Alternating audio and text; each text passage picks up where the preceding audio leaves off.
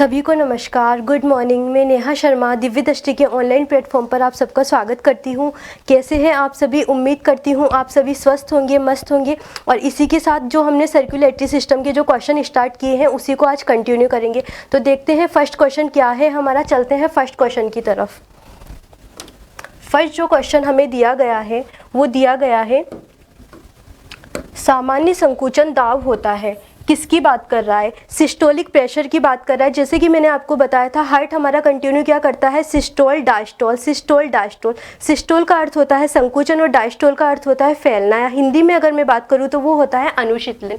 तो यहाँ पे किसकी बात कर रहा है? सिस्टोलिक प्रेशर की बात कर रहा है। अगर सिस्टोलिक प्रेशर की मैं बात करती हूँ तो जो नॉर्मल प्रेशर होता है वो कितना होता है? 120/80 mmHg आपने देखा था। अगर मैं बात करती हूँ जो ये ऊपर लिखा रहता है वो होता है सिस्टोलिक प्रेशर, और जो ये नीचे लिखा हुआ रहता है वो होता है डायस्टोलिक प्रेशर। ठीक है, तो क्या पूछा है यहाँ पे? सामान्य संकुचन दाब की बात की है तो वो होगा हमारा 120 mmHg।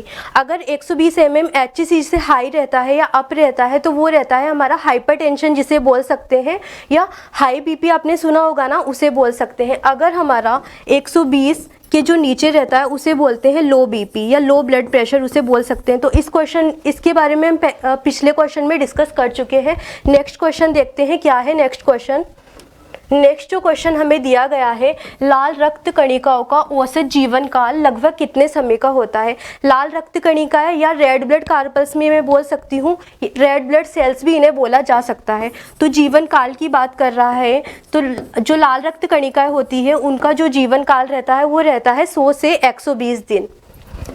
अगर मैं इसके अलावा बात करती हूँ आरबीसी की, तो आरबीसी का कब्रिस्तान किसे बोलते हैं? वो होता है स्प्लीन या प्लीहा। इसके अलावा एक और मैं आरबीसी के बारे में बात करूँ तो आरबीसी का जो ब्लड बैंक होता है वो भी होता है स्प्लीन।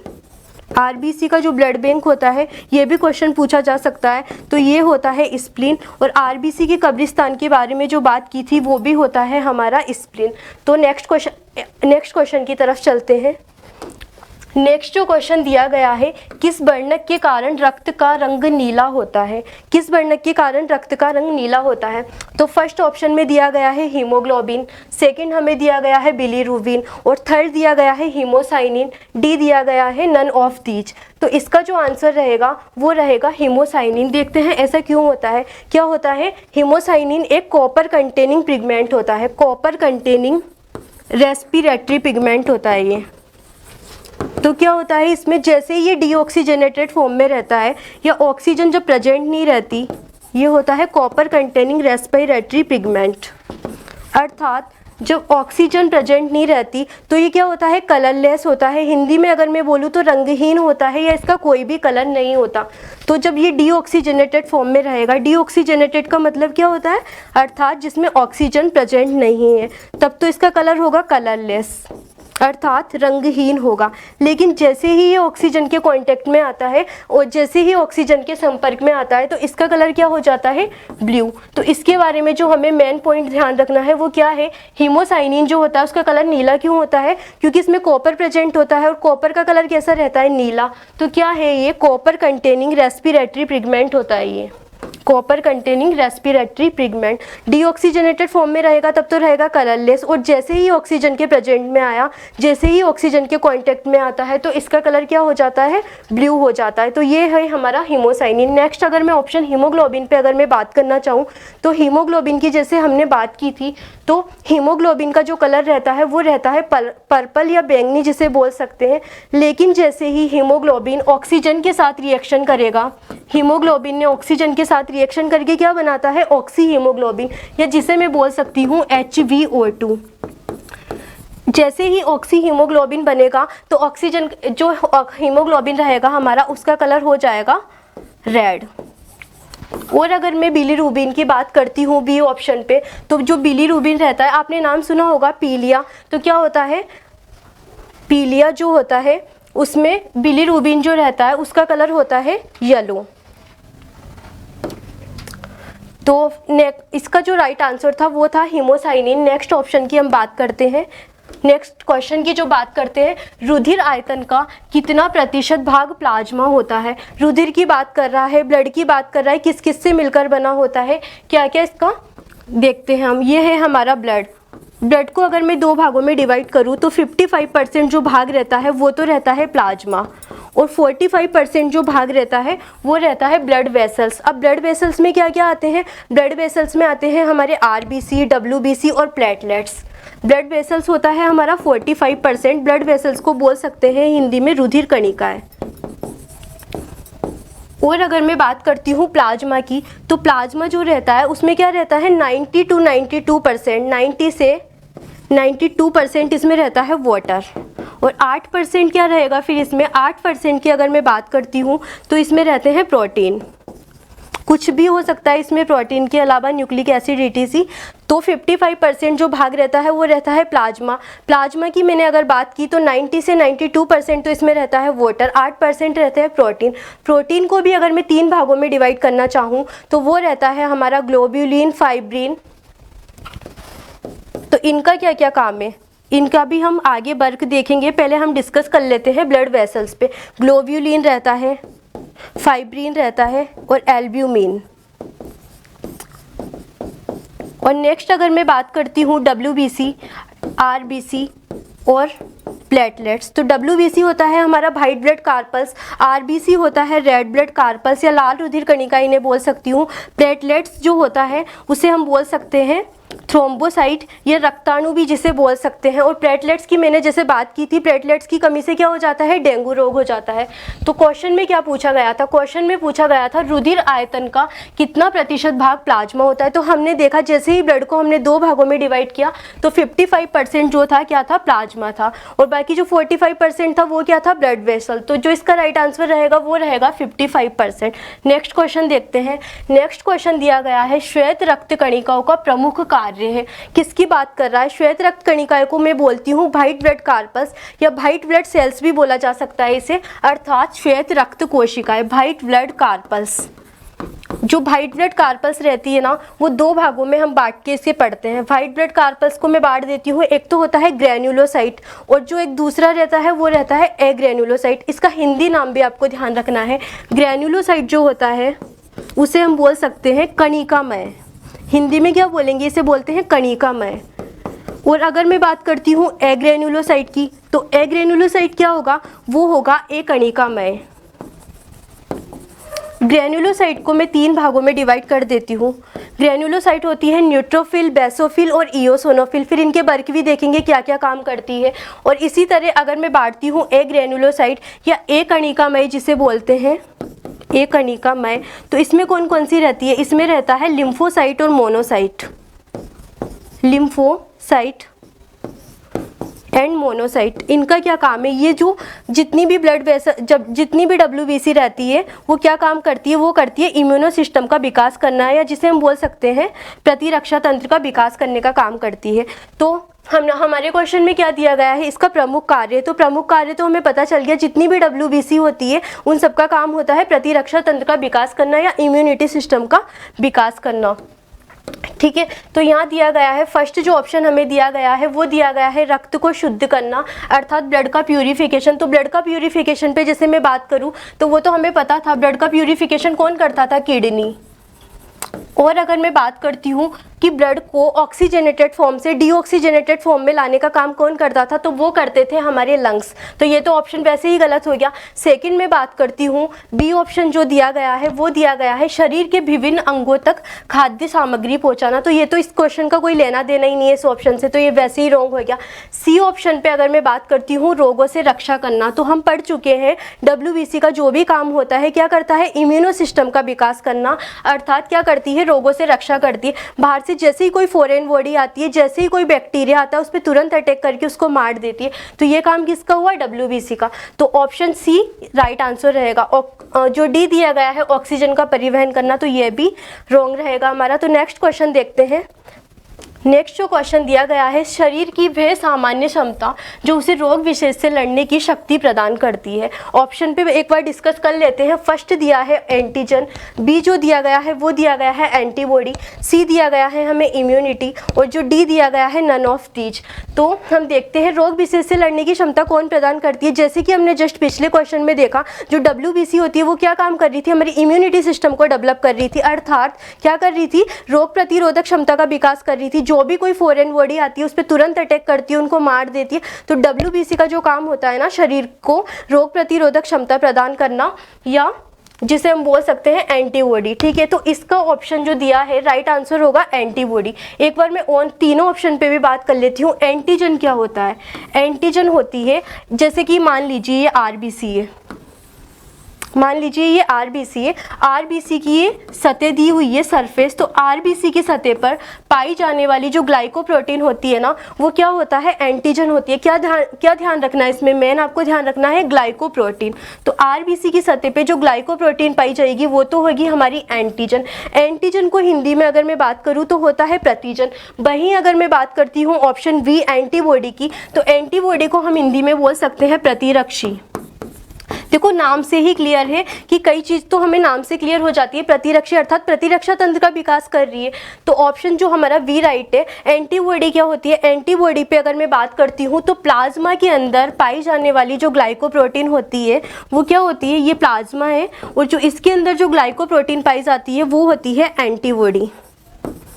नेक्स्ट ऑप्शन पे मैं बात करती हूँ इम्यूनिटी, जो तो हम पढ़ ही चुके हैं। वो कौन डेवलप कर रही थी, हमारी WBC कर रही थी, और नन ऑफ दीज ये तो होगा ही नहीं। तो इसका राइट आंसर होगा वी, हमारा करेक्ट रहेगा। नेक्स्ट क्वेश्चन देखते हैं। नेक्स्ट जो क्वेश्चन हमें दिया गया है वो दिया गया है इरिथ्रोब्लास्टोसिस फिटेलिस रोग होता है। इरिथ्रोब्लास्टोसिस फिटेलिस क्या होता है, तो इसके बारे में डिस्कस करने के पहले मैं आपको बताना चाहती हूँ, एक RH एंटीजन भी ब्लड में प्रेजेंट रहता है। तो RH जो एंटीजन रहता है वो क्या रहता है, कई बार साइंस की दृष्टि से अमान्य विवाह जिसे बोला जाता है। जब RH पॉजिटिव की शादी, जब क्या रहता है, अगर मेल RH पॉजिटिव रहे और फीमेल RH नेगेटिव रहे, तो जो इनकी जो मैरिज होती है ना उसे अमान्य माना जाता है, अर्थात इस तरह की शादी वैलिड नहीं होती। क्यों वैलिड नहीं होती? साइंस की दृष्टि से देखें तो जो इनका फर्स्ट बेबी होता है, फर्स्ट चाइल्ड तो नॉर्मल हो जाएगा, लेकिन क्या होता है कई बार जो मदर का ब्लड है और जो बेबी का ब्लड है वो कॉन्टेक्ट में आने से जो फर्स्ट बेबी होता है ना उसमें क्या होता है, RH एंटीजन बहुत अधिक मात्रा में बढ़ जाता है। फर्स्ट बेबी में तो कोई दिक्कत नहीं आएगी, लेकिन जब सेकेंड बेबी होगा तो RH एंटीजन की मात्रा बहुत ज़्यादा बढ़ने से या तो मदर की डेथ हो जाएगी या बच्चे की डेथ हो जाएगी। तो फिर इसके लिए क्या करते हैं, इसके लिए हम जो ट्रीटमेंट देते हैं वो होता है, देखिए क्या था, RH पॉजिटिव की शादी अगर RH नेगेटिव से करवा दी तो जो ये फर्स्ट चाइल्ड होगा वो तो होगा नॉर्मल, अर्थात इस बच्चे में कोई प्रॉब्लम नहीं आएगी। लेकिन यहाँ भी क्या होता है, जब डिलीवरी का टाइम होता है तो क्या होता है, जब फर्स्ट बेबी का बर्थ होता है तो जो मदर का ब्लड है और जो बच्चे का ब्लड है वो दोनों एक दूसरे के कांटेक्ट में आ जाते हैं। कांटेक्ट में आने से यहाँ पे क्या होता है, RH पॉजिटिव या जो RH एंटीजन की मात्रा यहाँ पे बहुत ज़्यादा बढ़ जाती है। तो फर्स्ट बेबी तो हुआ नॉर्मल, लेकिन जब सेकेंड बेबी होता है तो क्या होता है, उसकी डेथ हो जाती है। अब इसका रीज़न क्या है, क्योंकि इसका रीज़न है RH एंटीजन की मात्रा बहुत ज़्यादा बढ़ गई। तो इसके लिए क्या करते हैं, इसके लिए फर्स्ट डिलीवरी के 72 घंटे के बाद एंटी-D का इंजेक्शन दिया जाता है। इंजेक्शन का नाम है एंटी-D या रोगम।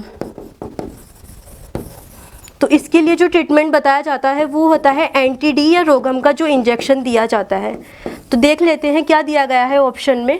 ऑप्शन हमें जो दिया गया है, पति की RH पॉजिटिव तथा पत्नी के RH पॉजिटिव होने पे, तो पॉजिटिव वाला तो वैसे ही नहीं है, ए ऑप्शन हमारा गलत हो जाएगा। बी पे हम एक बार डिस्कस करते हैं, पति की RH नेगेटिव और पत्नी के नेगेटिव, तो सेम साइन है तो ये भी नहीं होगा, ये भी हमारा गलत हो जाएगा। सी पे मैं एक बार बात करूँ, पति के RH नेगेटिव और पत्नी के RH पॉजिटिव, तो ये भी नहीं है, इस तरह का हमने देखा नहीं था। तो फिर किस तरह का, पति के RH पॉजिटिव और पत्नी के RH नेगेटिव होने पर क्या होता है इसमें, मतलब जो मेल रहे वो तो रहे RH पॉजिटिव और फीमेल क्या रहे RH नेगेटिव।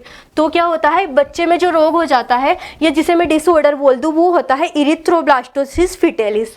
तो ये रहा हमारा डी, हमारा करेक्ट रहेगा। नेक्स्ट क्वेश्चन पे डिस्कस कर लेते हैं। नेक्स्ट जो क्वेश्चन दिया गया है, सबसे कम पाए जाने वाला रक्त समूह है, किसकी बात कर रहा है? ब्लड ग्रुप की। जैसे मैंने आपसे बात की थी, ब्लड ग्रुप कौन कौन से होते हैं, 4 तरह के ब्लड ग्रुप में डिवाइड करते हैं। ए होता है, बी होता है, ए बी होता है और ओ होता है। ठीक है, ओ जो रहता है ना, वो जो रहता है वो रहता है यूनिवर्सल डोनर। हिंदी में अगर मैं बात करती हूँ तो वो रहता है सार्वत्रिक दाता, अर्थात हर किसी को ये ब्लड दे सकता है। चलो ठीक है, ओ में भी अगर मैं बात करती हूँ तो कौन सा व्यक्ति रहता है जो डोनर रहता है। ठीक है, तो ओ वो नेगेटिव रहता है या पॉजिटिव रहता है? तो जो यूनिवर्सल डोनर रहता है वो रहता है ओ नेगेटिव, या सार्वत्रिक दाता भी इसे बोल सकते हैं, ओ नेगेटिव। अगर मैं बात करती हूँ ए बी की, तो ए बी जो रहता है वो रहता है यूनिवर्सल एक्सेप्टर या सार्वत्रिक ग्राही। ए बी में कौन सा रहता है? पॉजिटिव, ये रहता है यूनिवर्सल एक्सेप्टर। हिंदी में अगर मैं बात करती हूँ तो रहता है सार्वत्रिक ग्राही, अर्थात क्या होता है, सब किसी से भी रक्त ले सकता है। कई बार जब ब्लड की जरूरत पड़ती है तो ए बी वाले को कोई भी ब्लड दे सकता है, ए वाला दे सकता है, बी वाला दे सकता है, ए बी वाला दे सकता है और ओ वाला भी दे सकता है। ठीक है, और ओ अगर मैं बात करती हूँ इन दोनों पे, तो ए वाले को कौन कौन ब्लड दे सकता है? ए वाले को एक तो ए दे सकता है और एक कौन सा दे सकता है? ओ, जो कि क्या है, सार्वत्रिक दाता। इसी तरह अगर मैं बी पे बात करना चाहूँ तो बी वाले को, मतलब सेम वाले को तो रक्त दे सकता है, और बी वाले को और दूसरा कौन सा दे सकता है? ओ दे सकता है। तो क्वेश्चन में क्या पूछा गया था? क्वेश्चन में पूछा गया था सबसे कम पाए जाने वाला रक्त समूह है, तो वो होता है ए बी। ये क्या एक फैक्चुअल क्वेश्चन है, तो हमें ध्यान रखना होगा कौन सा होता है? A B. तो इसका राइट आंसर रहेगा डी ऑप्शन राइट रहेगा। नेक्स्ट क्वेश्चन देख लेते हैं। नेक्स्ट जो क्वेश्चन दिया गया है, शरीर की विशालतम धमनी है, धमनी अर्थात आर्टरी। तो विशालतम धमनी कौन सी हुई? विशालतम धमनी जो होती है ना, वो रहती है ऑर्टा, या जिसे बोलते हैं महाधमनी। वेना कावा की अगर मैं बात करती हूँ तो ये रहती है महाशिरा। तो ये क्या करती है? ये ब्लड को, जब ब्लड टिश्यू में पहुंच जाता है तो टिश्यू में पहुंचने के बाद राइट एट्रियम में जो ब्लड लेके जाती है वो होती है हमारी वेना कावा। वेना कावा से जो ब्लड जाता है ना, वो मतलब अशुद्ध रक्त जाता है। क्यों जाता है? क्योंकि जितने भी टिश्यू में ब्लड आता है वो सेल्स में बांट देती है। सेल्स क्या करती है? ऑक्सीजनेटेड ब्लड को तो अपने पास रख लेती है, और जो डीऑक्सीजनेटेड ब्लड था, अर्थात कोशिका के पास जो कार्बन डाइऑक्साइड थी, वो किस में मिला देती है? ब्लड में मिला देती है। ब्लड में मिलाने के बाद वो रुधिर क्या हो जाता है? अशुद्ध रुधिर। तो वो कहाँ भेज दिया जाता है? वेना कावा को, और वेना कावा उस ब्लड को राइट एट्रियम में ले जाती है, और इस तरह से सर्कुलेशन चलता रहता है। तो इसे बोलते हैं हम डबल सर्कुलेटरी सिस्टम या दोहरा परिसंचरण तंत्र। तो क्वेश्चन में क्या बात की गई है? क्वेश्चन में तो हमें पूछा गया है विशालतम धमनी। कोशिका तो कुछ होती, मतलब कोशिका जो होती है वो तो टिश्यू में जाने के बाद जो ब्लड कोशिकाओं में जाता है वो रहा। और नीले की तो हम पहले भी बात कर चुके हैं, जो 4 चेंबर रहते हैं, ऊपर जो रहते हैं वो रहते हैं एट्रियम, और जो नीचे हमारे रहते हैं 4 चेंबर में वो रहते हैं नीले। तो इसका जो राइट आंसर रहेगा वी राइट आंसर रहेगा। नेक्स्ट क्वेश्चन देख लेते हैं। नेक्स्ट जो क्वेश्चन दिया गया है, किस रुधिर वर्ग में दोनों एंटीबॉडी पाई जाती है? किसकी बात कर रहा है? ब्लड की बात कर रहा है। तो ब्लड की तो अभी हमने जो डिस्कस किया था, 4 तरह के जो ब्लड पाए जाते थे, ए था, ए वी था, और ए था, बी था, ए बी था और ओ था। अब किसकी बात कर रहा है? ये एंटीबॉडी की बात कर रहा है। एंटीबॉडी की बात करूँ तो मैं होता है प्रतिरक्षी। तो वो जो ओ रहता है उसमें क्या रहती है? दोनों तरह की एंटीबॉडी पाई जाती है। ओ में ए भी मिलता है और बी भी मिलता है, तभी तो यूनिवर्सल डोनर है, अर्थात किसी को भी रक्त दे सकता है। अर्थात अगर किसी को, जैसे हमने ब्लड कई बार डोनेट करने की जब जरूरत पड़ती है, किसी को ब्लड चढ़ाया, तो क्या होता है, इसमें किसी भी तरह की रिएक्शन नहीं होगी, क्योंकि इसमें क्या हो रहा है? दोनों तरह की एंटीबॉडी पाई जा रही है। एंटीबॉडी पाए जाने से क्या होगा? ब्लड कोगुलेट नहीं होगा, अर्थात रक्त का थक्का नहीं बनेगा। तो जो हमें क्वेश्चन में दिया गया है कि कौन सा ऐसा वर्ग है जिसमें दोनों तरह की एंटीबॉडी पाई जाती है, तो वो है हमारा ओ। अब क्वेश्चन किसी भी फॉर्म में पूछा जा सकता है। अभी क्वेश्चन ऐसे पूछा गया है और क्वेश्चन में पूछ लिया गया है जैसे कि ऐसा कौन सा ब्लड ग्रुप है जिसमें एंटीजन नहीं पाया जाता, तो वो भी होगा हमारा ओ। ओ जो रहता है ना, उसमें एंटीजन नहीं पाया जाता। एंटीजन की अगर मैं बात करती हूँ हिंदी में, तो एंटीजन को बोलेंगे प्रतिजन। तो प्रतिजन तो इसमें एब्सेंट रहता है और एंटीबॉडी इसमें प्रेजेंट रहती है। तो क्वेश्चन किसी भी फॉर्म में पूछा जा सकता है, ठीक है। नेक्स्ट क्वेश्चन पे, तो इसका जो राइट आंसर रहेगा वो रहेगा हमारा डी, और ओ ऐसा ब्लड ग्रुप है, ठीक है। नेक्स्ट क्वेश्चन पे डिस्कस करते हैं। नेक्स्ट जो क्वेश्चन दिया गया है, निम्नलिखित में से किसकी भित्तियों पर रक्त द्वारा डाले गए दबाव को रक्तदाब कहते हैं? किसकी बात कर रहा है? ब्लड प्रेशर की बात कर रहा है। ब्लड प्रेशर पे अभी हम जस्ट डिस्कस करके आए हैं 3-4 क्वेश्चन पहले। ब्लड प्रेशर जो रहता है, नॉर्मल ब्लड प्रेशर की मैं बात करूँ तो 120/80 mmHg रहता है। ऊपर वाले को क्या बोलते हैं? सिस्टोलिक, और जो नीचे वाला रहता है वो रहता है डायस्टोलिक। तो सामान्य की बात करती हूँ तो क्या रहता है? 120। अगर मैं क्वेश्चन पे एक बार देखती हूँ, क्वेश्चन में दिया गया है किसकी भित्तियों पर, वॉल्स की बात कर रहा है, तो हमने क्या देखा था? किसकी भित्तियों पर रक्त द्वारा डाले गए दबाव को रक्तदाब कहते हैं। तो फर्स्ट दिया गया है हृदय। हृदय को तो हमने 4 चेंबर में डिवाइड किया था, तो ये तो ऑप्शन हो ही नहीं सकता। नेक्स्ट में बात करती हूँ शिरा। शिरा को इंग्लिश में बोलते हैं वेंस। वही अगर मैं बात, शिरा में भी नहीं होगा, क्योंकि शिरा पे हमने देखा था ना किस तरह ब्लड को लेके जा रही थी। जो हमारी पल्मोनरी आर्टरी थी वो कौन सा ब्लड लेके आ रही थी? वो लेके आ रही थी अशुद्ध रुधिर। और सी पे अगर मैं डिस्कस करूँ धमनी, वो रहती है आर्टरी। तो इसका जो राइट आंसर रहेगा वो रहेगा धमनी। अब एक बार इसको भी देख लेते हैं। एब्डोमिनल एओर्टा रहती है। एब्डोमिनल जो एओर्टा रहती है ना, वो क्या रहती है? मेन ब्रांच रहती है। मेन ब्रांच से, ये है मेन ब्रांच, इससे क्या ब्लड जा रहा है? तो मैं इसको 2 भागों में डिवाइड कर देती हूँ। एक तो होता है सुपीरियर वीना कावा और एक होता है इन्फीरियर वीना कावा। तो सुपीरियर वीना कावा और जो इन्फीरियर वीना कावा रहती है, वीना कावा क्या होती है? महाशिरा हिंदी में बोलते हैं। तो फर्स्ट हुई हमारी सुपीरियर वीना कावा, और जो सेकेंड है इन्फीरियर वीना कावा। इन दोनों के थ्रू क्या होता है? इन्फीरियर वीना कावा, इन दोनों के थ्रू ब्लड पूरे शरीर में सर्कुलेट होता है। तो फिर क्वेश्चन इस चीज़ से ही क्लियर हो गया कि रक्त द्वारा डाले गए दबाव को क्या कहते हैं? किससे जा रहा है? अर्थात आर्टरी से जा रहा है ना, मेन अओर्टा से जा रहा है, जो 2 मेन ब्रांच में डिवाइड की गई थी। तो इसका जो राइट आंसर रहेगा वो रहेगा सी, अर्थात आर्टरी भी इसे बोल सकते हैं। नेक्स्ट क्वेश्चन पे चलते हैं। नेक्स्ट जो क्वेश्चन दिया गया है, हृदय स्पंदन नियंत्रित होता है। ठीक है, हृदय स्पंदन की बात कर रहा है, अर्थात हार्ट बीट की बात कर रहा है। किससे नियंत्रित होता है? एक बार ऑप्शन पे डिस्कस कर लेते हैं। फर्स्ट दिया गया है गति प्रेरक द्वारा। गति प्रेरक क्या होता है? गति प्रेरक होता है पेसमेकर, जिसकी हमने बात की थी। पेसमेकर क्या था? Heart of heart, brain of heart भी इसे मैं बोल सकती हूँ। और जो पेसमेकर था ना, वहाँ से क्या था? धड़कन कहाँ से आ रही थी? कहाँ से आ रही थी? मेडुला ऑब्लोंगेटा, जो कि क्या था? अनैच्छिक क्रियाओं का केंद्र था। तो ये तो वैसे ही नहीं होगा, नियंत्रित थोड़ी कर रहा है, ये तो धड़कन उत्पन्न कर रहा था ना। ठीक है, नेक्स्ट अगर मैं बात करती हूँ वेगस तंत्रिका की। वेगस तंत्रिका क्या होती है? ये कहाँ पाई जाती है? ब्रेन में पाई जाती है। ठीक है, कहाँ पाई जाएगी? ये पाई जाएगी ब्रेन में या मस्तिष्क में। तो मस्तिष्क में क्या होता है? 10वें नंबर की रहती है। नर्व रहती है ना, वो कौन सी रहती है? 10वें नंबर की रहती है। सी जो दिया गया है हमारा, वो होता है सिंपैथेटिक तंत्रिका। सिंपैथेटिक तंत्रिका। अब ये सिंपैथेटिक क्या होता है? क्वेश्चन में तो बात की है कि जो हमारा हृदय स्पंदन होता है वो कहाँ से नियंत्रित होता है, तो वो होता है ऑप्शन सी राइट आंसर रहेगा, सिंपैथेटिक तंत्रिका से। ऐसे क्यों? सिंपैथेटिक जो एब्डोमिनल रहता है हमारा, तो एब्डोमिनल के जो ऊपर वाला भाग रहता है ना, वो तो क्या रहता है? सिंपैथेटिक को कंट्रोल करता है। और जो एब्डोमिनल के नीचे वाला भाग रहता है वो पैरासिम्पैथेटिक को कंट्रोल करता है। तो आपको कैसे ध्यान रखना है? एब्डोमन जो हमारा रहता है उसके जो ऊपर वाला भाग रहेगा वो सिंपैथेटिक को कंट्रोल करेगा, और जो इसके नीचे वाला भाग रहेगा ना, वो किसको कंट्रोल करेगा? पैरासिम्पैथेटिक, परानुकंपी, पैरासिम्पैथेटिक।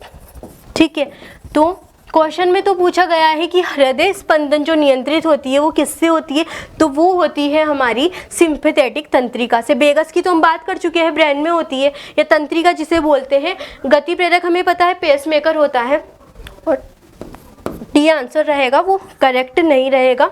तो राइट आंसर जो रहेगा वो रहेगा हमारा ऑप्शन सी। नेक्स्ट क्वेश्चन पे डिस्कस कर लेते हैं। ईसीजी जांच का संबंध निम्नलिखित में से किससे है? ईसीजी की बात कर रहा है। ईसीजी की मैं आपको फुल फॉर्म बता देती हूँ, वो होता है इलेक्ट्रोकार्डियोग्राफ। इलेक्ट्रोकार्डियोग्राफ। ये जो कार्डियो टर्म यूज किया जाता है ना, किसके लिए किया जाता है? कार्डियो या कार्डियक, वो यूज किया जाता है हमारे हार्ट के लिए। ठीक है, अभी क्या कर रहे हैं हम? जो इलेक्ट्रिक वेव उत्पन्न करके हम हमारे कई बार क्या होता है, हार्ट में किसी तरह का पेन होता है, या जब हार्ट की बीमारियों के बारे में पता करना हो, या कई बार ऐसे होता है ना कि क्या होता है कोलेस्ट्रॉल वगैरह जम जाता है, तो ब्लड वेसल्स में अगर कोई परेशानी है, ऑक्सीजन की कमी है, या जब नसों का ब्लॉकेज हो जाए या अस्थमा की स्थिति हो जाए, तो क्या करते हैं, ईसीजी होता है इलेक्ट्रोकार्डियोग्राफ, अर्थात हृदय की जो रिदम रहती है, मेन ऐसे बोल सकते हैं रिदम का पता लगाने के लिए, या लयबद्धता इसे हिंदी में बोल सकते हैं, क्या करते हैं, लयबद्धता का पता लगाने के लिए क्या, तो फिर इलेक्ट्रोकार्डियोग्राफ, अर्थात जैसे ही हम ईसीजी टेस्ट करवाते हैं, एक तरह का टेस्ट होता है, तो ग्राफ पेपर मतलब एक पेपर के रूप में, कागज पेपर के रूप में ग्राफ बन के आ जाता है, जिसको देखकर डॉक्टर जो रहते हैं बीमारी का पता लगा सकते हैं और क्या कर सकते हैं, डायग्नोस कर सकते हैं। तो क्वेश्चन में क्या दिया गया है, ईसीजी का संबंध निम्नलिखित में से किससे है, तो हमें पता चल गया किससे होता है, ये हमारा हृदय से, हार्ट से। तो पता चल गया ना किस चीज़ के लिए यूज की जा रही थी, ब्लड वेसल्स में अगर कोई परेशानी आ रही है, ऑक्सीजन की यदि कमी है, नसों का अगर कोई भी ब्लॉकेज है, या फिर अगर कई बार होता है ना कि कई बार जैसे हार्ट में पेन वगैरह हो गया है, तो उसके लिए भी ईसीजी टेस्ट करवाया जाता है। नेक्स्ट क्वेश्चन पे डिस्कस कर लेते हैं।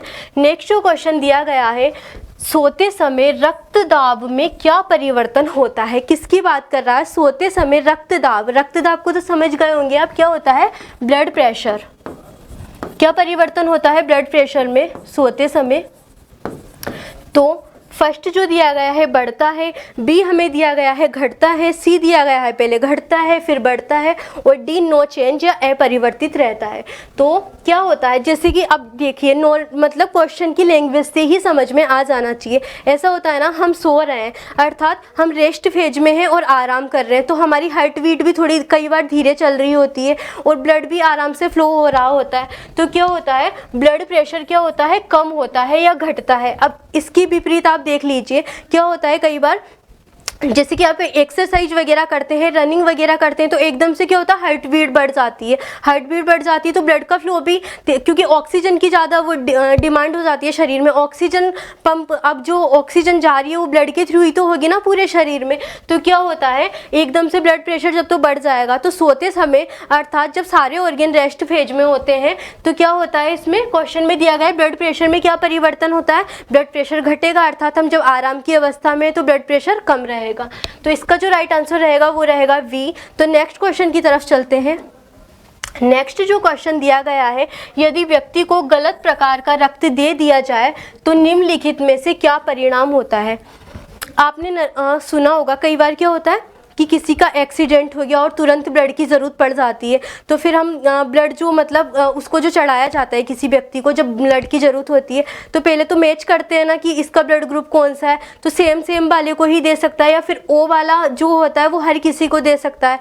तो ठीक है, फिर क्या करते हैं कि जब किसी को गलत प्रकार का, कई बार ऐसे होता है कि गलत प्रकार का रक्त चढ़ गया, जैसे गलत प्रकार का ब्लड चढ़ा दिया, तो क्या हो जाएगा कि जैसे ये रहता है ना, एक चीज़ बता देती हूँ मैं, प्लस वाले को दे सकता है, माइनस वाले को दे सकता है, माइनस वाला प्लस वाले को प्लस वाले को ब्लड दे सकता है। ध्यान रखना है कैसे, जैसे बी पॉजिटिव को दे देगा, ठीक है ना, मतलब ये तो आप समझ सकते हैं ना।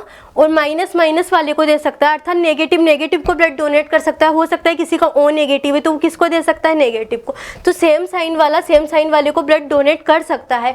इसी तरह नेगेटिव को कर सकता है, नेगेटिव पॉजिटिव को ब्लड डोनेट कर सकता है। ध्यान रखना है, नेगेटिव वाला है ना वो पॉजिटिव वाले को ब्लड डोनेट कर सकता है, लेकिन मेन क्या ध्यान रखना है आपको, प्लस वाला माइनस वाले को ब्लड डोनेट नहीं कर सकता। प्लस वाला जो रहता है माइनस वाले को ब्लड डोनेट नहीं कर सकता। तो ठीक है, इसमें भी क्या बोला गया, गलत रक्त चढ़ गया, हो सकता है किसी का प्लस है और किसी का माइनस है, तो क्या होगा, जैसे ही ब्लड चढ़ेगा ना तो आरबीसी का संकुचन हो जाएगा, अर्थात जो रेड ब्लड कार्बल्स रहती है वो संकुचित हो जाएगी, ऐसे संकुचित सी हो जाती है वो, और क्या होता है, ब्लड का कोagulation हो जाता है, अर्थात इस तरह से ब्लड एकदम से गाढ़ा हो जाता है। उससे क्या होता है, ब्लड का अगर फ्लो नहीं होगा पूरे शरीर में ब्लड नहीं जाएगा तो उस व्यक्ति की तुरंत डेथ भी हो सकती है, क्योंकि ब्लड नहीं जाएगा तो ऑक्सीजन नहीं पहुंचेगी, ऑक्सीजन नहीं पहुंचने से क्या होएगा, उसकी डेथ भी हो सकती है। कई बार ऐसा होता है कि ब्लड तो चढ़ा दिया, अब ब्लड चढ़ाने के बाद जो हमारा इम्यूनो सिस्टम है ना, या जो प्रतिरक्षी एंटीबॉडी होती है हमारे शरीर में, वो क्या होती है, एक्टिव हो जाती है। उसे क्या लगता है कि कोई नई चीज़ आ गई, नई चीज़ आने से वो तुरंत एक्टिव हो जाएगी, और वो क्या होता है, उसके प्रति प्रतिरक्षा नहीं कर पाती, तो फिर क्या होता है, इस तरह से वो ब्लड का मतलब थक्का तो नहीं बोल सकते हैं उसे, लेकिन कोagulation गाढ़ा हो जाता है बहुत ज़्यादा।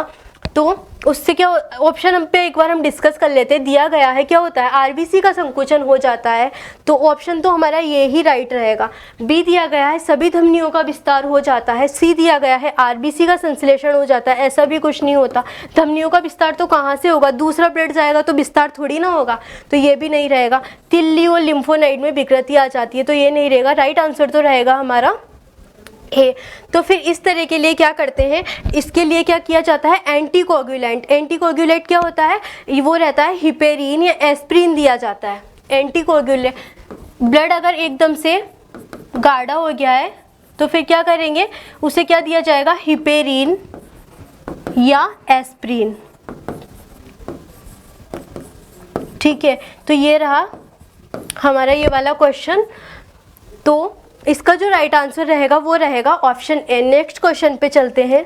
नेक्स्ट जो क्वेश्चन दिया गया है, फेफड़े से हृदय के लिए रक्त को लिए जाने वाली रुधिर वाहिकाओं को क्या कहा जाता है। क्या दिया गया है, फेफड़े से हृदय के लिए, फेफड़े की बात कर रहा है, लंग्स की ये बात कर रहा है। तो एक बार इस क्वेश्चन से समझ लीजिए, ये लंग्स बना दिए मैंने, ठीक है। लंग्स, फेफड़े से हृदय के लिए रक्त को ले जाने वाली रुधिर वाहिका को क्या कहा जाता है। ये हमारे लंग्स से, यहाँ से ये कोई रुधिर वाहिका आ रही है, किसके लिए रक्त लेके जा रही है, ध्यान दीजिएगा। ये तो है राइट एट्रियम, ये है राइट वेंट्रिकल, ये है लेफ्ट एट्रियम और ये है लेफ्ट वेंट्रिकल। हार्ट मान लीजिए, इसे 4 चेंबर मैंने बना दिए गए। तो क्या बोल रहा है, फेफड़े से हृदय के लिए रक्त को ले जाने वाली, अब फेफड़े से ला रही है ये, हृदय के लिए क्या हो रही है, रक्त को ले जाने वाली रुधिर वाहिका को क्या कहा जाता है। तो यहाँ से यहाँ तक जो ये ब्लड लेके आ रही है ना, वो होती है हमारी पल्मोनरी वेन्स। इसे क्या बोलते हैं, पल्मोनरी वेन।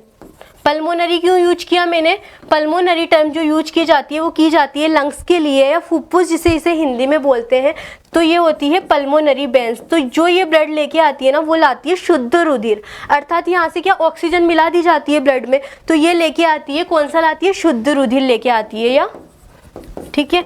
तो यहाँ से हृदय के लिए रक्त लाने वाली, इसको क्या बोलेंगे हम, फुफ्फुसीय वेन्स या फुफ्फुसीय शिरा। अब आप सोच रहे होंगे कि शिरा का काम तो अशुद्ध रुधिर को लाना है, लेकिन ये जो पल्मोनरी वेन्स है ना, ये एक्सेप्शन है।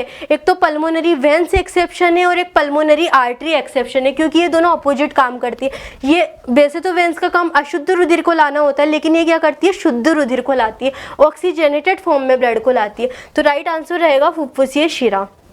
नेक्स्ट क्वेश्चन पे चलते हैं। नेक्स्ट जो क्वेश्चन दिया गया है, किसकी उपस्थिति में रुधिर वाहिनियों में रक्त का थक्का नहीं बनता। ऐसा क्या है, कौन सा पदार्थ है जिसकी उपस्थिति में क्या होता है, रक्त का थक्का नहीं बनता या ब्लड की क्लॉटिंग नहीं होती है। ठीक है, तो ऑप्शन एक बार हम देख लेते हैं। फर्स्ट दिया गया है थ्रोम्बिन की उपस्थिति में, बी दिया गया है फाइब्रिनोजन की उपस्थिति में, सी जो हमें दिया गया है हिपेरिन की उपस्थिति में, और डी दिया गया है प्रोथ्रोम्बिन की उपस्थिति में। तो किसकी बात कर रहा है, एक एक ऑप्शन पे मैं डिस्कस कर लेती हूँ। थ्रोम्बिन का आपने नाम सुना होगा, थ्रोम्बिन, प्रोथ्रोम्बिन। ये तो किससे बनता है, जो ये रहता है ना, ये तो रहता है रक्त का थक्का बनाने वाला पदार्थ है, तो इससे तो होता है।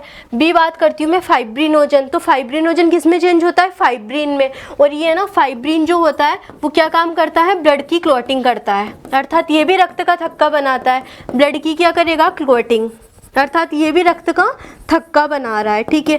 सी अगर मैं बात करती हूँ हिपेरिन की, तो हिपेरिन जो रहता है वो एंटीकोगुलेट रहता है, अर्थात देखो नाम से पता चल जाएगा, एंटीकोगुलेट, अर्थात ये तो रक्त का थक्का बनाने वाले पदार्थ है, और जो ये है ना एंटी, अर्थात इनके विपरीत काम कर रहा है, तो ये होता है प्रतिस्कंदक। इसे मैं बोल सकती हूँ हिंदी में क्या है, प्रतिस्कंदक। तो जो है थ्रोम्बिन हुआ हमारा, फाइब्रिनोजन हुआ, ये तो रक्त का थक्का जमाते हैं। प्रोथ्रोम्बिन किसे बोलते हैं, प्लेटलेट्स को ही तो बोलते हैं, ये भी तो रक्त का थक्का जमाने का काम कर रही थी, तो ये तीनों तो हमारे ऑप्शन नहीं होंगे। तो प्रतिस्कंदक पदार्थ क्या बोल रहा है, जो रक्त का थक्का नहीं बनाता है। तो हिपेरिन की अभी आपने याद किया, अभी आपको याद हो तो हमने जस्ट पिछले क्वेश्चन पे बात की थी। कब बात की थी, जब क्या होता है दूसरे का ब्लड चढ़ा दिया जाता है, अर्थात जब कोगुलेशन हो जाता है ब्लड में, अर्थात जब दूसरा ब्लड दूसरे ब्लड से जाके जब मिलता है तो क्या हो जाता है, ब्लड एकदम से गाढ़ा हो जाता है। गाढ़ा होने के बाद क्या करते हैं, एस्प्रिन या हिपेरिन हम उसे देते हैं। तो जो हिपेरिन रहता है ना, वो क्या रहता है, प्रतिस्कंदक पदार्थ। इनके विपरीत काम कर रहा है एंटी को, तो इसका जो राइट आंसर रहेगा, रक्त का थक्का नहीं बनाता, वो क्या होता है, हिपेरिन। ये हमारा राइट आंसर रहेगा। नेक्स्ट क्वेश्चन पे चलते हैं।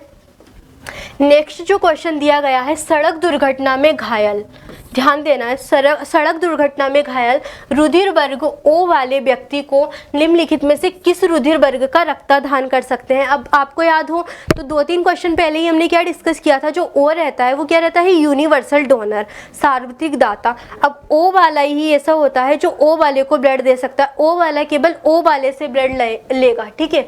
तो ओ वाले की क्या हो गई, सड़क दुर्घटना में वो घायल हो गया है, उसे क्या ब्लड की जरूरत पड़ गई, तो वो क्या करेगा कि कौन से रुधिर वर्ग का उसको रक्तदान कर सकते हैं, या अपन जब ब्लड चढ़ाएंगे उसे तो उसे ही बोलते हैं रक्तदान। तो किसका दे सकते हैं, ए वे ओ का, बी वे ओ का, सी दिया गया है ए बी वे ओ का, और जो डी दिया गया है केवल ओ का। तो हमने क्या देखा था, ओ वाला ही केवल ओ वाले को ब्लड डोनेट कर सकता है, सार्वत्रिक दाता है, केवल क्या काम करता है, देने का काम करता है। तो जो इसका राइट आंसर रहेगा वो क्या रहेगा, डी, करेक्ट। तो नेक्स्ट क्वेश्चन पे चलते हैं। नेक्स्ट जो क्वेश्चन दिया गया है, रुधिर वर्ग ओ वाली स्त्री का विवाह रुधिर वर्ग ए बी वाले पुरुष से होने पर, ठीक है। अब हमने क्या देखा, फीमेल है एक, है ना, फीमेल का जो ब्लड ग्रुप है वो तो हमें दिया गया है, ओ दिया गया है, ठीक है, देख लिया हमने ओ है। और रुधिर वर्ग ए बी वाले, और जो मेल है हमारे, जो फीमेल का तो हमें पता चल गया कि ओ है, और जो मेल है उसका ब्लड ग्रुप क्या है, ए बी है, ठीक है। तो रुधिर वर्ग ए बी वाले पुरुष से होने पर उसमें उत्पन्न शिशुओं में पाए जाने वाले रुधिर वर्ग की संभावना क्या होगी। मतलब क्या देखा है क्वेश्चन में, ए बी वाला तो है पुरुष और जो महिला है हमारी वो है ओ। अब इन दोनों की अगर शादी हो जाती है तो इनका जो बच्चा होगा उनका ब्लड ग्रुप क्या रहेगा। तो हम देखते हैं इसको कैसे डिनोट करते हैं। जो ओ ब्लड ग्रुप रहता है ना, मैं इसे इस तरह से डिनोट करूँगी, मैं बनाती हूँ आई ओ। क्वेश्चन सोल्व करने के लिए इस तरह से बनाना पड़ता है। और ए बी वाले को मैं डिनोट करूंगी आई ए और आई वी, ठीक है। तो किस तरह से निकालेंगे हम कि बच्चे का ब्लड ग्रुप क्या होगा। तो जैसे ए बी वाले की शादी ओ वाले से हो गई तो किस तरह से डिनोट किया था, आई ओ और आई ए आई बी, ठीक है। अब इसे तो हम यहाँ लिख देंगे आई ए आई वी, और इसी तरह ओ वाले को मैं कहाँ लिख दूंगी, आई ओ। तो फिर इस तरह से हम निकाल सकते हैं। अब देखो आई ओ आई ए, और फिर इसको इसके साथ लिख दीजिए, क्या दिया हुआ है, आई ओ आई वी। नेक्स्ट इसी तरह से है सेम टू सेम आई ओ आई ए और फिर आई ओ आई वी। तो अब हमने क्या देखा, इस तरह से एक टेबल फॉर्म में आ गया है। फिर जो ये वाला ब्लड ग्रुप दिया गया है हमें, ये दिया गया है, वो क्या दिया गया है, क्या आया है 50% we, I O I B को हम किस तरह से डिनोट करेंगे, वी को इसी तरह से करेंगे ना, आई ओ आई बी। तो हमें क्या पता चल गया, बी वाले ब्लड ग्रुप वाले जो बच्चे आए वो कितने आए, 50%। और अगर मैं बात करती हूँ यहाँ पे क्या आया है, आई ओ आई ए, तो ए को भी तो इसी तरह से डिनोट किया था, आई ओ आई ए।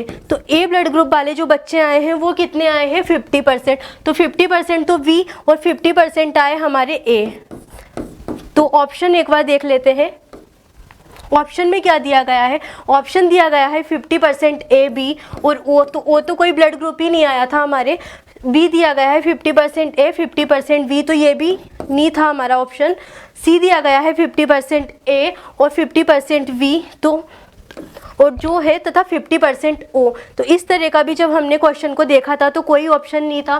फिर जो हमारी लास्ट दिया गया है 50% ए तथा 50% वी, तो सोल्व करने के बाद जो आया था वो क्या था, 50% ए और 50% वी। तो इस तरह से हम ब्लड ग्रुप के थ्रू भी बच्चे का ब्लड ग्रुप निकाल सकते हैं। तो इसका जो राइट आंसर रहेगा वो रहेगा डी। नेक्स्ट क्वेश्चन की तरफ चलते हैं। नेक्स्ट जो क्वेश्चन दिया गया है वो दिया गया है जार्विक 7 क्या है। तो जार्विक 7 जो दिया गया है वो क्या है, एक तरह का फैक्चुअल क्वेश्चन है। ये क्या था, एक तरह का आर्टिफिशियल हार्ट या कृत्रिम हृदय जिसे मैं बोल सकती हूँ। तो 1982 में फर्स्ट बार आर्टिफिशियल हार्ट है ये, और 1982 में फर्स्ट बार ये क्या किया गया था, ट्रांसप्लांट किया गया था। कई बार जब हार्ट का ऑपरेशन हो रहा होता है और जब हार्ट के ऑपरेशन में फेलियर हो जाता है या ऑपरेशन जब सक्सेस नहीं हो पाता तो कौन सा कृत्रिम हार्ट या कृत्रिम हृदय जिसे बोलते हैं वो लगाया जाता है। तो 1982 में फर्स्ट बार आर्टिफिशियल हार्ट का यूज किया गया था और उसे ही क्या बोलते हैं, अर्थात हार्ट की जगह आर्टिफिशियल हार्ट को रिप्लेस कर देते हैं। तो जो उसका नाम था वो था जार्विक 7। तो जार्विक 7 क्या है, इलेक्ट्रॉनिक पेयर नहीं। पेसमेकर की तो हम बात कर चुके हैं, ऐसे नोड को बोलते हैं पेसमेकर। साइनो ऑरिक्यूलर नोड जो होता है वो क्या होता है, पेसमेकर। और इसका दूसरा नाम क्या था, हार्ट ऑफ हार्ट और ब्रांच ऑफ हार्ट। तो ये भी हमारा नहीं रहेगा, ऑप्शन सी है हमारा कृत्रिम हृदय या आर्टिफिशियल हार्ट, यही हमारा राइट आंसर रहेगा। और डी कृत्रिम फेफड़ा, तो ये कोई ऑप्शन नहीं है। ठीक है, नेक्स्ट क्वेश्चन की तरफ चलते हैं। नेक्स्ट जो क्वेश्चन दिया गया है, मानव हृदय में शुद्ध रक्त पाया जाता है। किसकी बात कर रहा है, शुद्ध रक्त की अगर जब मैं बात करती हूँ तो वो होता है हमारा ऑक्सीजनेटेड ब्लड। ऑक्सीजनेटेड की मैं बात करूंगी तो वो होगा शुद्ध रक्त। और अगर मैं बात करती हूँ डीऑक्सीजनेटेड की, अर्थात जिसमें ऑक्सीजन प्रेजेंट नहीं है, तो वो क्या होगा, अशुद्ध रक्त। ठीक है, तो क्वेश्चन में तो क्या पूछा गया है, शुद्ध रक्त के बारे में बात की गई है। तो जैसे कि हमने देखा था, ये क्या होते हैं, हमारे लंग्स होते हैं। मैकेनिज्म कैसे चलती है हार्ट की, और मैं 4 चेंबर इस फॉर्म में बना देती हूँ। Right atrium, right ventricle, left atrium और ये है हमारा लेफ्ट वेंट्रिकल। क्या होता है, लंग्स से फर्स्ट बार क्या आती है, ये आ रही है पल्मोनरी वेंस आ रही है। पल्मोनरी वेंस कहाँ लेके आ रही है, लेफ्ट एट्रियम में लेके आ रही है ब्लड। लेफ्ट एट्रियम अर्थात वाया आलिंद। जैसे ही लेफ्ट एट्रियम में ब्लड आता है तो इन दोनों के बीच क्या होता है, एक बाइकस्पिड वॉल्व होता है। तो बाइकस्पिड वॉल्व खुल जाता है और सारा ब्लड कहाँ जाता है, लेफ्ट वेंट्रिकल में। लेफ्ट वेंट्रिकल में आ गया, फिर ये ब्लड कहाँ जा रहा है, टिश्यू में जा रहा है। टिश्यू में जाने के बाद ये सारी जो हमारे शरीर में जितनी भी कोशिकाएं रहती है उन तक ब्लड पहुँचा दिया जाता है। तो उन तक ब्लड जैसे ही पहुँच गया तो ऑक्सीजन, तो जो ऑक्सीजनेटेड ब्लड है वो ऑक्सीजन तो उनको दे देगी सेल्स को, और जो बदले में कार्बन डाइऑक्साइड क्या रहती है, ब्लड में छोड़ देती है। तो ये टिश्यू से कहाँ जा रहा है फिर ब्लड, राइट एट्रियम में गया। राइट एट्रियम में जैसे ही ब्लड भरा, जैसे ही ब्लड का प्रेशर बढ़ा तो कहाँ आ गया सारा ब्लड, राइट वेंट्रिकल में। राइट वेंट्रिकल, अब इन दोनों के बीच क्या रहते हैं, इन दोनों के बीच पाए जाते हैं ट्राइकस्पिड वॉल्व, या जिसे मैं बोल सकती हूँ त्रिवलनीय कपाट। यहाँ से वापस ब्लड जाएगा और वो कहाँ जाएगा, लंग्स में। जो इधर की साइड अगर मैं बात कर रही हूँ तो जो ब्लड रहता है वो क्या रहता है, ऑक्सीजनेटेड।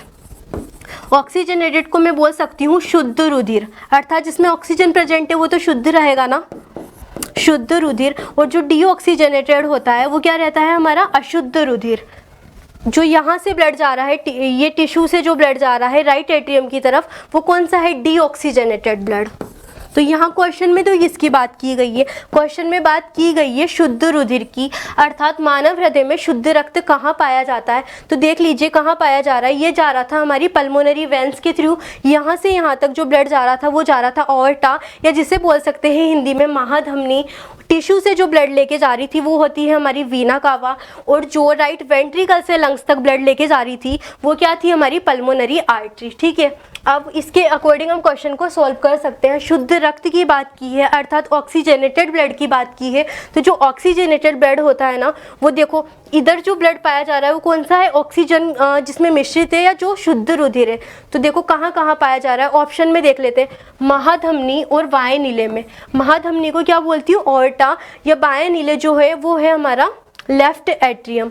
तो हमने देख लिया इसके थ्रू, डायग्राम के थ्रू कि शुद्ध रुधिर तो यहीं पाया जा रहा है। तो ऑप्शन ए ही हमारा क्या रहेगा, राइट आंसर रहेगा। बाकी इधर की साइड में राइट एट्रियम और राइट वेंट्रिकल की तरफ बात करूँ तो इधर की साइड जो ब्लड का फ्लो हो रहा है वो कौन सा है, डीऑक्सीजनेटेड फॉर्म में, अर्थात अशुद्ध रुधिर। लेकिन क्वेश्चन में तो क्या पूछा गया है, शुद्ध रक्त की बात की गई है। तो शुद्ध रक्त कहाँ पाया जा रहा है, महाधमनी व बाएं नीले में। इंग्लिश में मैं इसे बोल सकती हूँ ऑर्टा, और बाएं नीले को हम बोलेंगे लेफ्ट एट्रियम। ठीक है, नेक्स्ट क्वेश्चन की तरफ चलते हैं। नेक्स्ट जो क्वेश्चन दिया गया है, निम्नलिखित में से वह वैज्ञानिक कौन है जिसने पहली बार रुधिर परिसंचरण की व्याख्या की थी। ब्लड सर्कुलेशन की व्याख्या किसने की थी, तो वो की थी विलियम हार्वे। इनका पूरा नाम है हार्वे नहीं, विलियम हार्वे। तो जो ब्लड सर्कुलेशन की पहली बार व्याख्या की थी वो थे हमारे विलियम हार्वे। तीनों ऑप्शन पे भी एक बार मैं डिस्कस कर लेती हूँ। ल्यूवेनहॉक, अर्थात इन्होंने किसकी खोज की थी, माइक्रोस्कोप या सूक्ष्मदर्शी की। और इनके बारे में बोला जाता है कि पहली बार जीवित कोशिका को किसने देखा था। तो ये भी क्वेश्चन बन सकता है, किसने देखा था, ल्यूवेनहॉक ने। इसके अलावा ऑप्शन सी पे मैं बात करती हूँ, मेंडल, जिन्होंने क्या किया था, आनुवांशिकी के पिता कहे जाते हैं, या जेनेटिक्स के जो पिता कहे जाते हैं, फादर ऑफ जेनेटिक्स कौन है, मेंडल। इसके अलावा मटर के पौधे पे भी इन्होंने जो प्रयोग किया था वो भी भी थे मेंडल और रोनाल्ड रोस, जिन्होंने क्या की थी, मलेरिया पैरासाइट की जो खोज की थी वो थे हमारे रोनाल्ड रोस। तो क्वेश्चन में क्या पूछा गया है, क्वेश्चन में पूछा गया है कि रुधिर परिसंचरण की व्याख्या किसने की थी, वो थे विलियम हार्वे। तो ऑप्शन बी राइट रहेगा। नेक्स्ट क्वेश्चन देखते हैं। नेक्स्ट क्वेश्चन है, स्वस्थ मानव के शरीर में रक्त की कुल मात्रा कितनी होती है।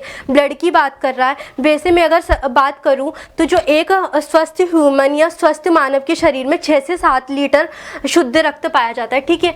अब ये बात किसकी कर रहा है, कुल मात्रा की बात कर रहा है। तो कुल मात्रा किसकी बात कर रहा है, ऑप्शन के हिसाब से डिपेंड करता है। ऑप्शन में क्या दिया गया है, वेट के अकॉर्डिंग हमें बताना है। अगर रुधिर की मात्रा पूछी जाती तो होता 6 से 7 लीटर, लेकिन ऑप्शन में क्या दिया गया है, सब में वेट के बात कर रहा है। तो फिर शरीर के वजन का 10% नहीं, ये नहीं होता है। शरीर के वजन का 25% ये भी नहीं होता है। जो ब्लड पाया जाता है, वेट की अगर मैं बात करूँ तो ब्लड का जो वेट होता है वो होता है शरीर के वजन का 6 से 7%। अप्रोक्सीमेट अगर हम बात करते हैं ना तो 6 से 7% होता है, लेकिन जो हमारा ऑप्शन दिया गया है उसी के अकॉर्डिंग हम आंसर टिक करेंगे। तो ऑप्शन में क्या दिया गया है, ऑप्शन में दिया गया है शरीर के वजन का 7%। वैसे इसको जो वैल्यू बोली जाती है वो अप्रोक्सीमेट ही बोली जाती है, ठीक है। तो ऑप्शन सी राइट आंसर रहेगा। नेक्स्ट क्वेश्चन पे चलते हैं। नेक्स्ट क्वेश्चन दिया गया है, निम्नलिखित में से एक मनुष्य के रुधिर में मिलने वाला प्रतिजन नहीं है। तो इस क्वेश्चन को तो हम पहले भी डिस्कस करके आ चुके हैं। कौन सा ऐसा ब्लड ग्रुप है जिसमें कोई एंटीजन नहीं पाई जाती, तो वो होता है ओ ही तो यूनिवर्सल डोनर है जिसमें कोई एंटीजन नहीं पाई जाएगी। और दाता क्यों है, ये क्यों दे सकता है सबको ब्लड, क्योंकि इसमें जो अगर मैं बात करती हूँ एंटीबॉडी की, तो कौन कौन सी एंटीबॉडी इसमें पाई जा रही थी, ए और बी एंटीबॉडी इसमें पाई जा रही थी। और एंटीजन की बात कर रहे हैं कि कोई भी प्रतिजन, एंटीजन को हिंदी में बोलते हैं प्रतिजन, तो किस में नहीं पाई जा रही, ओम में। तो इसका राइट आंसर रहेगा डी। नेक्स्ट क्वेश्चन की तरफ चलते हैं। नेक्स्ट क्वेश्चन दिया गया है, जब धमनियाँ मोटी वे कम लचीली हो जाती है तो इसे क्या कहते हैं। कई बार क्या होता है, आपने सुना होगा कोलेस्ट्रॉल का नाम तो आपने सुना ही होगा ना। तो जो हमारी ब्लड आर्टरी रहती है उसमें क्या होता है, कोलेस्ट्रॉल का जमाव हो जाता है। कोलेस्ट्रॉल का जमाव होने से क्या होता है, धमनियाँ जो वैसे तो लचीली रहती है और मोटी रहती है, तो धमनियाँ जो रहती है ना टाइट हो जाती है, कड़क हो जाती है कोलेस्ट्रॉल का जमाव होने से। फिर उससे क्या होता है, तो जो हमारे शरीर में ब्लड का सर्कुलेशन हो रहा था या जो ब्लड आराम से फ्लो हो रहा था वो धीरे धीरे फ्लो होता है, कंटिन्यू फ्लो नहीं हो पाता क्योंकि ब्लॉकेज हो जाता है उसमें। तो फिर इस तरह की जो धमनियाँ मोटी व कम लचीली हो जाती है उसे क्या कहते हैं, उसके लिए क्या टर्म यूज करेंगे, उसके लिए जो टर्म यूज करते हैं वो होता है आर्टरियोस्क्लेरोसिस, ठीक है। तो ऑप्शन में क्या दिया गया है, ऑप्शन पे एक बार डिस्कस कर लेते हैं। ऑप्शन तो इसका डी राइट आंसर रहेगा। इसके अलावा 3 ऑप्शन पे मैं बात करूँ, पेरिकार्डाइटिस, ये क्या होता है, जो हमारा हार्ट रहता है, ह्यूमन हार्ट रहता है, तो क्या रहता है, जो ऊपर वाली परत पाई जाती है ना इसमें, ये रहती है हमारी पेरिकार्डियम। पेरिकार्डियम में कई बार क्या होता है, इन्फ्लामेशन हो जाता है, या हिंदी में मैं बोलती हूँ स्वेलिंग या इन्फ्लामेशन, सूजन आ जाता है कई बार, या फिर इरिटेशन होता है। तो जो इस तरह की ऊपर वाली पेरिकार्डियम में इन्फ्लामेशन या स्वेलिंग होता है उसे बोलते हैं पेरिकार्डाइटिस। फ्लीबाइटिस की मैं बात करूं तो फ्लीबाइटिस होता है वेंस में। वेंस क्या होती है, वेंस को बोल सकते हैं हिंदी में शिरा। तो आपने देखा होगा कई बार कई व्यक्तियों में जो ये वेंस रहती है जो ग्रीन कलर की दिखाई देती है, ऊपर की ओर रहती है, वो कई बार सूज कर या जिनमें स्वेलिंग आ जाती है फूल कर मोटी हो जाती है। जो ये फ्लीबाइटिस होता है वो ज़्यादातर किन में होता है, जो व्यक्ति ज़्यादातर खड़े रहते हैं, लाइक टीचर, और अगर मैं एग्जाम्पल लेना चाहूँ मजदूर वगैरह में ज़्यादातर जो रोग होता है वो होता है फ्लीबाइटिस। थ्रोम्बोसिस की तो हम बात कर ही चुके हैं पहले भी। तो इसका जो राइट आंसर रहेगा वो रहेगा आर्टरियोस्क्लेरोसिस, ठीक है। नेक्स्ट क्वेश्चन पे चलते हैं। नेक्स्ट क्वेश्चन है, न्यूट्रोफिल्स भाग है। तो न्यूट्रोफिल्स किसका भाग है, WBC की हमने बात की थी, 2 तरह में डिवाइड किया था। एक था हमारा ग्रैनुलोसाइट और एक थी एग्रैनुलोसाइट। ग्रैनुलोसाइट की अगर मैं बात करती हूँ हिंदी में तो क्या बोलते हैं उसे, कणिकामय। और जो एग्रैनुलोसाइट थी वो क्या थी, एकणिकामय। तो ग्रैनुलोसाइट को हमने 3 भागों में जब बांटा था, फर्स्ट थी हमारी न्यूट्रोफिल, बी थी बेसोफिल और जो थर्ड थी इओसोनोफिल। बेसोफिल की अगर मैं बात करती हूँ, बेसोफिल जो रहती है ना उसमें क्या रहती है, मास्ट कोशिकाएं पाई जाती है। एक तरह की क्या रहती है, मास्ट सेल पाई जाती है। कई बार ये भी क्वेश्चन पूछा जा सकता है कि मास्ट सेल किस में पाई जाती है, इओसोनोफिल, बेसोफिल या न्यूट्रोफिल।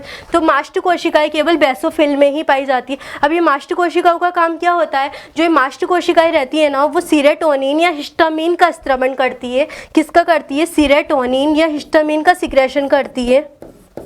तो सीरोटोनिन, हिस्टामिन, ठीक है। इससे क्या होता है, जो WBC का मेन काम रहता है वो क्या रहता है, इम्यूनो सिस्टम का विकास करना। जैसे ही फॉरेन बॉडी या बाहर से किसी जीवाणु ने अटैक किया तो तुरंत उसको मार देती है। क्वेश्चन में तो पूछा गया था न्यूट्रोफिल किसका भाग है, तो हमें वैसे ही ऑप्शन क्वेश्चन से पता चल गया WBC का भाग क्या होता है, न्यूट्रोफिल। इसी तरह अगर मैं बात कर लेती हूँ दूसरे भाग की तरफ, जो एग्रेनुलोसाइट होता है वो क्या रहता है, लिम्फोसाइट और मोनोसाइट। तो उसका काम भी क्या होता है, जैसे ही शरीर में कई बार आपने सुना होगा एलर्जी हो जाती है, संक्रमण हो जाता है, तो उससे रक्षा कौन करती है, हमारी लिम्फोसाइट और मोनोसाइट।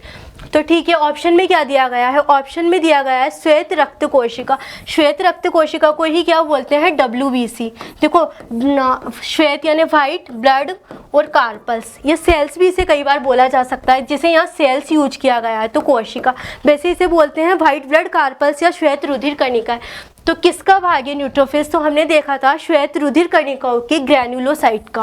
ग्रैनुलोसाइट अर्थात कणिकामय। ठीक है, अन्य ऑप्शन भी एक बार मैं डिस्कस कर लेती हूँ। श्वेत रक्त कोशिकाएं के एक ग्रैनुलोसाइट का नहीं है, तो नहीं होता है, इसमें तो मोनोसाइट और लिम्फोसाइट पाई जाती है, तो हमारा गलत हो गया। ठीक है, लाल रक्त कोशिका का, तो लाल रक्त कोशिका क्या होती है, RBC होती है, ये भी नहीं होता है। RBC में तो क्या रहता है, इसको क्या बोल सकते हैं, RBC का दूसरा नाम हम इरिथ्रोसाइट भी इसे बोल सकते हैं। ठीक है, बिंबाणु की अगर मैं बात करूँ तो होता है प्लेटलेट्स, तो ये भी हमारा नहीं रहेगा। तो जो हमारा राइट आंसर रहेगा वो रहेगा श्वेत रक्त कोशिका के ग्रैनुलोसाइट का।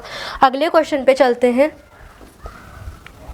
ये क्वेश्चन जो हमें दिया गया है 27, डॉक्टरों द्वारा प्रयोग किए जाने वाला स्टेथोस्कोप किस सिद्धांत पर काम करता है। फैक्चुअल क्वेश्चन है, किस सिद्धांत पर काम करता है, तो हमें ध्यान रखना है। इन सबको हम आगे डिस्कस करेंगे। व्यतिकरण क्या होता है, परावर्तन क्या होता है, अपवर्तन क्या होता है और अध्यारोपण क्या होता है। तो ये तो एक फैक्चुअल क्वेश्चन है, तो इस तरह का हमें जो ध्यान रखना है, किस सिद्धांत पर काम करता है, तो ये करता है ध्वनि के परावर्तन के सिद्धांत पर। कैसे काम करता है, जैसे ही आपने देखा होगा जब डॉक्टर स्टेथोस्कोप के थ्रू जब चेक करते हैं तो हार्ट बीट जो उन्हें सुनाई देती है, तो किस तरह की लव या डब की जो उन्हें हार्ट बीट सुनाई देती है, तो क्या होता है, वो जो ध्वनि होती है रिफ्लेक्ट होके वापस आती है, तभी तो डॉक्टर इसके थ्रू चेक कर सकते हैं। तो जो इसका रहेगा स्टेथोस्कोप किस सिद्धांत पर काम करता है, तो वो करता है ध्वनि के परावर्तन के सिद्धांत पर। तो बी ऑप्शन इसका राइट आंसर रहेगा। नेक्स्ट क्वेश्चन देख लेते हैं। नेक्स्ट क्वेश्चन दिया गया है, RBC किस नाम से जानी जाती है। तो अभी हम जस्ट डिस्कस करके आए हैं। RBC का नाम वैसे देखा जाए तो लाल रक्त कणिकाएं, लाल रुधिर कणिका या लाल रक्त कोशिकाएं भी मैंने बोल सकती हूँ, रेड ब्लड कार्पल्स। इसने पूछा है कि RBC को दूसरे किस नाम से भी जाना जाता है। तो जो RBC का दूसरा नाम होता है ना, वो होता है इरिथ्रोसाइट। इरिथ्रोसाइट भी इसे बोलते हैं। ठीक है, ये साइट वर्ड अगर कहीं भी पीछे लग जाएगा ना, तो इसका अर्थ होता है कोशिका।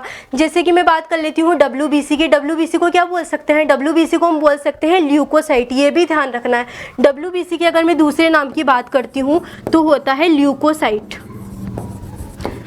जहाँ पर भी ये साइट वर्ड पीछे लग गया है, इसका अर्थ होता है कोशिका। और ल्यूको का अर्थ क्या होता है, जहाँ भी ल्यूको आ गया ना, तो आप समझ लेना कलरलेस होता है या रंगहीन होता है। यहाँ पे क्वेश्चन में क्या दिया गया है, क्वेश्चन में दिया गया है कि RBC को किस नाम से जाना जाता है। तो RBC को जाना जाता है, ऑप्शन में क्या दिया गया है, फर्स्ट ऑप्शन हमें दिया गया है इरिथ्रोसाइट, तो ये ही इसका राइट आंसर रहेगा। ल्यूकोसाइट की जस्ट मैंने बात की थी, तो WBC को ही ल्यूकोसाइट बोलते हैं। और WBC के बारे में अगर मैं कुछ बात करना चाहूँ तो ध्यान देना, जब WBC की संख्या हजारों में बढ़ जाए, मतलब जब मानव में क्या होता है, कई बार WBC की संख्या जब हजारों में बढ़ जाती है ना, तो संक्रमण हो सकता है या एलर्जी जिसे हम बोलते हैं। हजारों की अगर मैंने बात की है तो क्या हो सकता है, एलर्जी। अगर मैं वही बात करूँ लाखों की, जब WBC की संख्या लाखों में बढ़ जाए या WBC बहुत ज़्यादा मात्रा में इंक्रीज हो गई है ना, तो क्या होगा, एक डिसऑर्डर जिसे बोलते हैं ल्यूकेमिया, और ब्लड कैंसर जिसे बोलते हैं ना, वही होता है ये ल्यूकेमिया। इसे ल्यूकेमिया को क्या भी बोल सकते हैं हम, ब्लड कैंसर। सी ऑप्शन दिया गया है थ्रोम्बोसाइट। तो थ्रोम्बोसाइट तो क्या होता है, प्लेटलेट, जिसमें हम इतनी बार डिस्कस कर चुके हैं कि अब तो रट जाना चाहिए। इओसोनोफिल क्या होती है, इओसोनोफिल भी हम देख चुके हैं, WBC का ही एक भाग है। तो जो इसका राइट आंसर रहेगा वो रहेगा ऑप्शन ए। ठीक है, नेक्स्ट क्वेश्चन पे चलते हैं। नेक्स्ट जो क्वेश्चन दिया है हमें, वो दिया गया है मानव हृदय की मध्य परत कहलाती है। तो ह्यूमन हार्ट की बात कर रहा है, ठीक है। ये रहा हमारा ह्यूमन हार्ट, 4 भागों में मैंने इसको 4 चेंबर में डिवाइड कर दिया है। ये होता है राइट एट्रियम, राइट वेंट्रिकल, ये होता है लेफ्ट एट्रियम और लेफ्ट वेंट्रिकल। तो जो फर्स्ट बाहर की तरफ जो परत पाई जाती है ना, वो होती है ये पेरिकार्डियम। क्या रहता है इसमें? एक फ्लूइड भरा हुआ रहता है, फ्लूइड अर्थात इसमें एक द्रव भरा हुआ रहता है, या मैं इसे बोल सकती हूँ pericardium fluid. Pericardium fluid, cardiac term जो यूज किया जाता है, कार्डियक टर्म जो यूज किया जाता है वो किसके लिए यूज किया जाता है? हार्ट के लिए। अब देखिए पेरिकार्ड क्या हुआ? चारों तरफ, ये देखो हार्ट के जो चारों तरफ फ्लूइड भरा है तो उसे क्या बोलेंगे? Pericardium fluid. क्वेश्चन में क्या बात की गई है? क्वेश्चन में पूछा गया है मध्य परत क्या कहलाती है। तो भारी परत तो इसकी कहलाएगी पेरिकार्डियम। मध्य परत की अगर मैं बात करूँ, ये रही इसकी पेरिकार्डियम। मध्य परत जो होती है ना वो मोटी होती है, तो इसे क्या बोलते हैं? Myocardium, myocardium.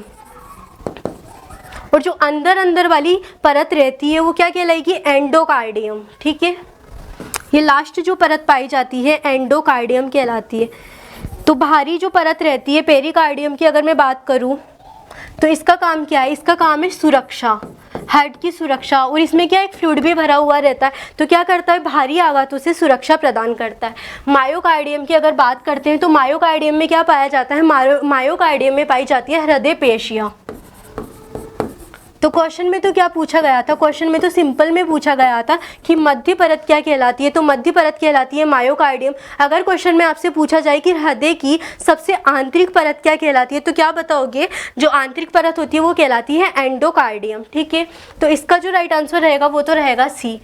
लास्ट क्वेश्चन है हमारा 30, हृदय घात के कारण है। किसकी बात कर रहा है? हृदय घात की बात कर रहा है। तो क्या है ये?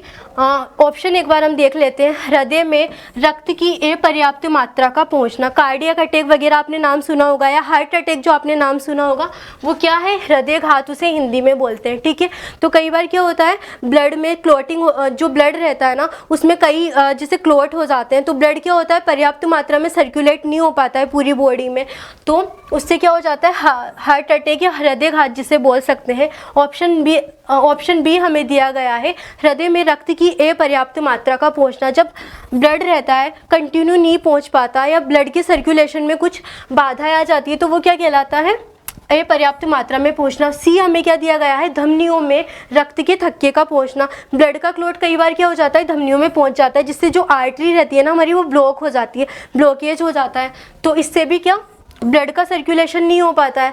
और जो हमें डी ऑप्शन दिया गया है ना, कोलेस्ट्रॉल का स्तर बढ़ जाना, तो कोलेस्ट्रॉल की तो अभी हम बात करके आए थे, आर्टेरियोस्क्लेरोसिस जो पढ़ा था, क्या होता है? जो धमनियाँ रहती है ना, जैसे ही कोलेस्ट्रॉल का जमाव होता है तो मोटी हो जाती है और है ना ब्लड का फ्लो नहीं हो पाता है पूरी बॉडी में, जिससे क्या होता है? हार्ट अटैक या हृदय घात के। तो ये तीनों कारण किसके हैं? हार्ट अटैक के या हृदय घात जिसे बोल सकते हैं। तो ऑप्शन ए हमारा राइट रहेगा, ऑल ऑफ दीज या ये सभी। तो आज हमने देखे थे सर्कुलेटरी सिस्टम के जो कुछ क्वेश्चन, इसी को हम कल कंटिन्यू करेंगे। आज के लिए इतना ही। Have a good day, bye bye.